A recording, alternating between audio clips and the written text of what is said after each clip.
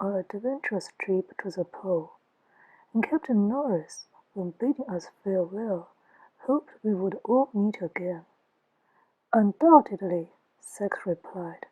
"Undoubtedly we'll all meet again, but perhaps not for years.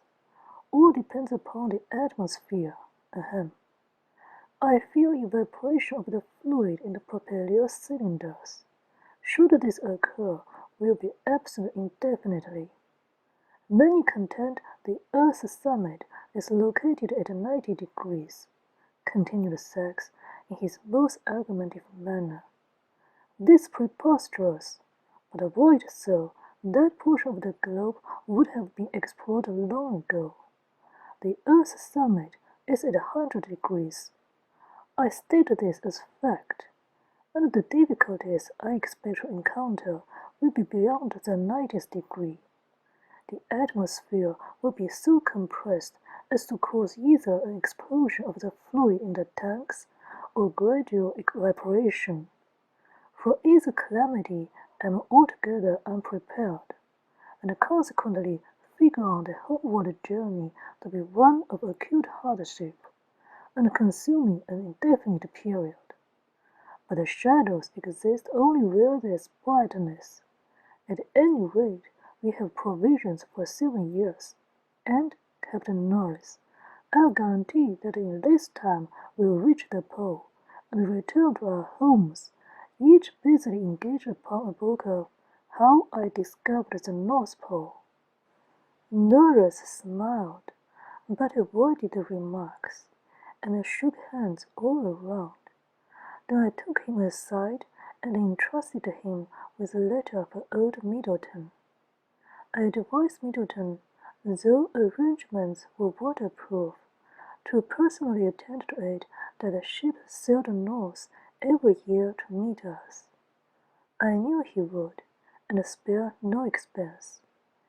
And most humbly, I begged pardon for breaking my word to him. I could give no excuse except the unknown polar regions fascinated me, and, against reason, at the last moment I joined the expedition. Years later, I learned that Middleton, when he received the letter, was thrown into such a state of alarm and anxiety that he collapsed and took to his bed with a serious illness from which he recovered with great difficulty. I am satisfied Middleton's affection for me was disinterested. Captain Norris, also his men, were superstitious, and declared they would not invite ill luck by seeing us off. But the Eskimo clamored about us, loading us with gifts. One gave Sykes a keg of oil, which he stored away with great care. What he wanted with that oil was a mystery. Skins, furs were forced upon us. Strings of fresh fish and a great quantity of dried or frozen fish packed together like staves of barrel was presented to me. We were each presented with a canoe, with information that we would need them. Sykes repeated this kindness with quantities of beads and imitation jewelry, and I flung a little fortune among the natives. Norris saluted with 4 guns. The propeller responded with a shrill blast from her siren as we sped out among the snow hills, which soon hid all our friends from view. At last we were really started upon our long journey of marvelous adventure. We traveled north along the coast of Greenland. The propeller acted well. The feeler did splendid work, warning us of breaks or gaps in the ice by vibrating and resounding with a hollow noise. The great arc light cast a radiance of 300 yards, and we traveled at full speed night and day. Each were initiated into the mysteries of the engine room, and took turns in steering the machine. Saunders, however, was exempt from these duties. He permitted nothing to interfere with the work he'd mapped out for himself. He alone was spared from what is called snow blindness. With his exception, we were all decorated with great blue goggles. I was the first to succumb to the glaring whiteness of the snow. The continuous sameness of Arctic landscape became very tiresome. As far as the eye reached were vast plains of ice and snow, a blinding whiteness in soft downy hollows and smooth mounds, the earth shrouded in a widening sheet of white velvet. And vividly in the distance with a blue, misty veil shielding their peaks was the circular range of ice mountains that has been declared naught but an optical illusion. All polar explorers have viewed these strange mountains, whose distance is beyond speculation, having always that elusive appearance even at the highest altitudes. And scientists claim this mystic range to be a reflection cast by the heavy, frozen atmosphere. And Sheldon was the only one with time to argue about the matter. He agreed with me the elusive range was a solid fact, all right. But he went further, declaring they were not polar mountains, and that his great body of fresh water rested, etc. When he reached this stage in his argument, my interest flagged, and Sheldon and his body of water became very tedious sometimes. Sachs was occupied entirely with the Propylaea, and Saunders altogether absorbed making atmospheric observations. And these observations he takes every 7 hours, making us lose much valuable time, and rousing Sachs to caustic remarks. He puts in the rest of the time studying a chart of the heavens and peering at the stars. Our first mishap occurred at 74 and 5/10 degree north latitude. The Propylaea was speeding, but suddenly the feeler vibrated, then followed a jarring and crashing sound, and the Propylaea plunged into a thin layer of ice and snow, and was washed by the swiftly flowing black waters underneath. At the first vibration, Sachs quickly shut off the current, and then with considerable difficulty backed the Propylaea from her perilous position. We had plunged into a parting or lane, 15 feet wide and 3 miles long, concealed by new snow that had ice on the surface, and were obliged to make a wide detour. Saunders reported a faint aurora borealis in the northeast. It turned out to be the moon's rays piercing a mackerel sky. It was a beautiful sight. White, shining clouds with antlers branching in long, waving ribbons crinked like blonde, which scintillated in diffused patches on the horizon. As we watched, the moon sailed high, dimming and scattering the shimmering radiance. We had the laugh on Saunders, who stubbornly insisted the bright light was a faint aurora. As the heavens are one continual phenomenon, always inspiring mortal with awe, and considering that Saunders knew more of the heavens than any of us, I had a secret belief he might possibly be correct, particularly as we witnessed this phenomenon time after time when there was no moon. The same shining white clouds, with rippling antlers parting in flaming rays, which stretched across the sky in a bold, throbbing arch, varying in tints of yellowish, bluish, milky white, all cold chilly colors, but beautiful. Sachs became bored over the successful traveling of his machine, and announced it his belief that we would reach the pole in a month. But the difficulties commenced when we reached 78 degrees north latitude, and progress became slow, and we were obliged to travel inland to avoid the high winds which threw the snow into insurmountable mounds, forming alleyways and embankments. And all the time from the north came that ominous warning boom as the ice packed and screwed together. The inevitable, as Sachs called it, and that which has confronted all polar explorers over the Greenland route, happened at 79 degrees. Further travel was blocked by a chain of small ice hills, so closely packed together they formed a wall, seemingly an impenetrable blockade, extending as far as the sight reached. For several weeks we traveled in an easterly direction, then dared the jagged opening in the shifting chain, which revealed a veritable world of peaks, at sight of which Sheldon blurted out, "It can't be done, Sachs, old boy." But the propeller was invented to crush all obstacles, and Sachs grimly, cautiously steered through the icy gate. He found it very difficult to operate the engine in this terrible mountainous district. We were upon the frozen surface of the sea, whose waves seemingly had iced as they formed into the swell. We realized the danger, but there was no turning back. Through extreme caution, we were spared disaster. Sachs never left his post in the little engine car. He refused aid. We were not expert enough for the situation.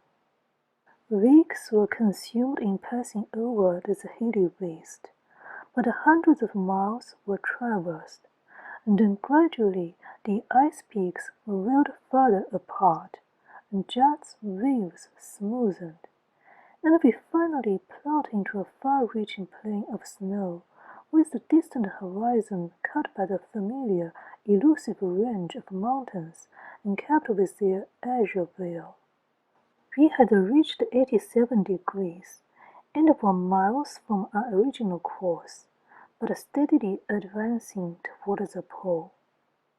87 and 5/10 degree north latitude, and 175 and 6/10 degree east longitude, rattled off Saunders. The propeller was put at full speed, but soon slackened as we continually encountered lanes concealed by soft, new snow. So frequent did these partings become, the machine was forced to a zigzag course. It took half a day to make 2 miles, and when we halted, the situation was alarming. The ice was shallow and the breaks continual, having the appearance of lakes or rivers. The black sullen water rippled and flowed with a swift undercurrent. Some of the lanes measured 30 feet in width, and one reached 700 yards in length. We agreed the danger was about equal in turning back or pushing forward. We had nothing to gain in turning back. And Sheldon was nonplussed. He could not account for the swiftly flowing surface streams at 88 degrees. He finally ventured they were not breaks in the ice, but freshets coursing from the north, and plowing their own avenues, and creating one of the phenomena of the polar sphere. Saunders snickered, but Sachs looked worried. "A saw somewhere," he muttered. But he was wrong. The cold was intense, and were it not for our superb heating apparatus, the pipe extending throughout the cars, we would have been compelled to turn back. Nothing human could live in such temperature. Gradually we dashed free of the freshet-bound region, and traveled swiftly over a smooth, wide plain without rut or ripple. Huge floes of ice, packed and screwed together, till seemingly one vast flow extended over the whole of this drear, unknown continent. And always the same distance away was the blue mystic range of mountains. I wondered if we would ever reach them. We were making splendid time, and gaining on that lost in the mountainous and the lake district. Yet Sachs appeared troubled. I fear a storm, he told me. We cannot escape them now. We are nearing the summit. That night, a strange light illuminated the sky. An aurora, shouted Saunders. Undoubtedly it was, but the beauties of the aurora had paled upon us. Yet this night, the flaming, brilliant tinted sky held our attention. Awe-inspiring was the vast arch of fire, crown-formed, spiked with quivering streamers.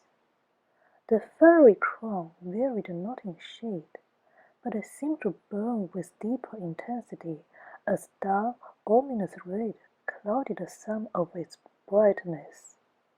The quivering streamers oscillated with wonderful tints, making each seem as though studded with rare gems. The blood-red ruby glowed upon us, then paled to the amethyst's heliotrope, which faded before the rush of emerald, flooding the sky, and the baleful topaz streaked the delicate green as the flaming arch, each with the penetrating turquoise, quivered and vibrated with darts and flashes. As we watched the gaudy spectacle, it seemed to dull, darken, and grow heavier as though gifted with substance. Then, with indescribable majesty, slowly descended to the earth. The heat became intense, the atmosphere stifling. We raised the windows, but quickly closed them. The car filled with sulphurous air which started us to coughing and sneezing. We glanced at each other, silent, dismayed, and Sachs, impelled and trembling, sank to a seat. "The propeller will explode. Nothing's proof against this," he cried. "We are witnessing," said Saunders, in reassuring tones, "a phenomenon of the heavens, a combination of electrical forces which will soon disperse and rage in various portions of the globe. It cannot harm us should it descend, as its power, force, will have evaporated. This portion of the globe upon which we are now traveling is, um, um, God in heaven!" yelled Sachs.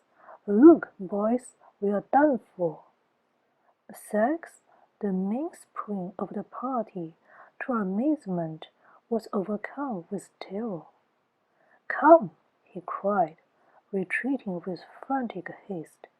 "Come, or we'll perish! The propeller is going to burst!" We stampeded to the rail car, and clustered around the window to gaze at that which had so roused Sachs' terror, while he sank in a heap, mopping his brow. The wide-spreading arch of fire suddenly parted with a great blast of thunder, which rolled and revolved over our heads with a terrific crash, then passed on towards the south. What chained our attention was the appearance of a great milky-white cloud that sailed through the parted arch, submerging it. A cloud, funnel-shaped, of milky opal tints, whose throbbing, fiery heart burned vividly beneath the thin shell covering. It gained in size and weight as it advanced, and gradually losing flakiness, became a dull, ominous purple, rapidly deepening to black. Then, with appalling suddenness, it was upon us. We were among the racing clouds, tossed and scattered by the roaring gale. Thunder boomed, and the weird lightning flashes pierced our car, and then the hurricane struck us squarely, lifting, overturning the car, and we were buried beneath the wreck. I was stunned, but a slight scalp wound, which bled profusely, relieved me greatly. The heat was suffocating. My clothing became saturated with perspiration streaming from every pore of my body. Sykes was the first to recover and extricated himself from the storage and debris, unhurt but badly scratched, and once more the energetic, pushing old boy we were familiar with. "The worst is over," he bawled, "and the propeller didn't bust. But the snow is falling in clouds. Boys, brace up, or we'll be buried alive." Sheldon and Saunders squirmed lively after this. We forced our way out of the overturned car and sank waist deep in soft new snow, which prevented the gale carrying us away. The propeller and adjoining cars were not damaged, the snow having blown up against and piled high, protecting them almost entirely. But the wind now carried the snow over and down the sides, causing Sykes to shout, "Hustle, boys, hustle! We'll be buried alive!" The heaters were filled and the fire started. In a short time the waste pipes were letting off streams of steam. We shoved a bank nearly 12 feet high, which protected us some from the wind, but it flung the snow upon us faster than we could work, and from steam to shower we labored for our lives against odds for 8 long, weary hours. But the storm spent itself, and ceased as suddenly as it came, and calmed beneath the freezing temperature that descended. The snow iced, our labor was over, and we sought shelter, food, and rest. Saunders advised early departure, and 2 hours later we started. The propeller made a rush up the steep embankment. Midway she seemed to lose speed, but suddenly cleared the remaining distance at a bound. The dense atmosphere had lifted, and plain upon plain of snow with wind-tossed mountain hills met our vision, and over it all a crescent moon glistened mystically. The searchlight flared, and with a shrill blast we speeded northward. Midnight, we had reached and travelled beyond the altitude scientists claim the Earth's pivot is located. And towards morning a heavy mist fell upon us, a dark, silent, deadly mist, which sent a chill to our bones. I could not shake off the dull feeling of dread that came over me. The propeller glided smoothly, swiftly onward, and taking us farther into this horrible wasteland.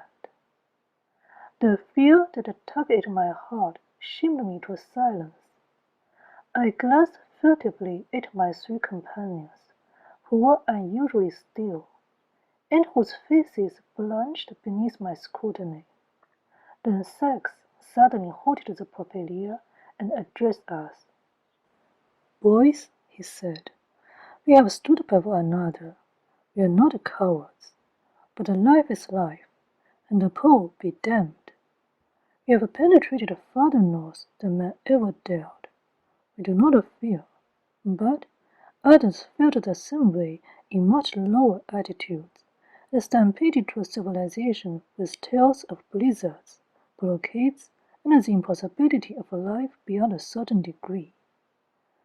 There are known dangers ahead, and death sometimes is very slow, and to struggle and dare and have it all end in oblivion I think senseless. The Earth's summit is at 100 degrees. We have entered the mystic circle, just league to discovery. The propeller at full speed could dash through in a few minutes. We will suffer, An awful experience, a terrible risk. And, as I said before, boys, life is life. I call the expedition off. We will return. He glanced wistfully at me, but I avoided his eyes. The passion for the myth had for the time evaporated. After all, life is worth the living. The world is full of beauty and harmony if we choose to see it. I fully realized the hazardous undertaking I had ventured upon, and, God in heaven, I may never return. Sachs was turning back through anxiety for his friends. Were he alone, he would crush the dread he imagined upon him and push ahead. He forgot the fanaticism of his comrades, and truly they were three of a kind. Saunders sprang forward and caught Sachs's arm. Correct, correct, he cried. We are not cowards. Why are we turning back? The dread upon us is the dread of nature, the all-pervading fear of first venture, which the will overcomes, or we'd still be apes. Determination invites progress, fear checks it. All dread the unknown. Now, up to 98 or 100 degrees, I can state positively what we'll encounter. We've completely traversed the frozen polar sea. From now on, it's surface ice and melting snow slushing over brown rocks or earth. At 100 degrees, we view the most uncanny scenery man ever gazed upon. Great mountains and steep, smooth cliffs of petrification, deep, gloomy, barren valleys, horrible in stillness, and lighting up this dead, petrified portion of the globe is the star I will brave death to see. The foe we have to conquer is atmosphere. Science may help, but there is no atmosphere. In advancing, we flirt with death, who welcome us with dreadful grandeur. But a bold flirtation does not always end disastrously. We can view the almighty magnet, then depart. Oh, don't pay any attention to him, interposed Sheldon. He blunders constantly. If I believed in him, I'd favor turning back. For days we've argued this matter. He's merely expressed his views, not facts. I agree with him regarding the petrification of the earth surrounding the pole. The cold is so intense, petrification is natural. But the lack of atmosphere, laughable. From the high altitude, undoubtedly we'll suffer, experiencing palpitation, vertigo, and other inconveniences, including a tantalizing thirst. Then again, boys, nature being freakish, we may experience none of these ills, but enjoy the wild, weird scenery of the earth's summit. We'll view the blue reflection Alps, and drink sparkling crystal water from the reservoir of the earth. Onward, Sachs, onward! But, should the propeller cease to work, we are dead men. I listened to the absurd reasoning of my three esteemed friends, realizing I had three fanatics to deal with. Lacking persuasive ability, I had to rely upon common sense and plain English to point out the folly of advancing. I had the power to command the expedition off, and rose to better emphasize my words, when suddenly the doubts and the nervous restlessness encamped in a deep, delicious languor, which overpowered and deadened reason. I made a feeble effort to regain my flying senses, but the soft, warm zephyr, heavy with unknown magnetic perfume, dragged my will. In that instant, I reveled in dreams, a maze of love ecstasy. My pulse quivered and tingled with delight. I was blind to all danger. Prudence vanished before impetuous recklessness and desire. I sank to my seat. Onward! I cried hoarsely, with wildly beating heart. Forward, Sachs, forward! and I too was a fanatic. End of section 6.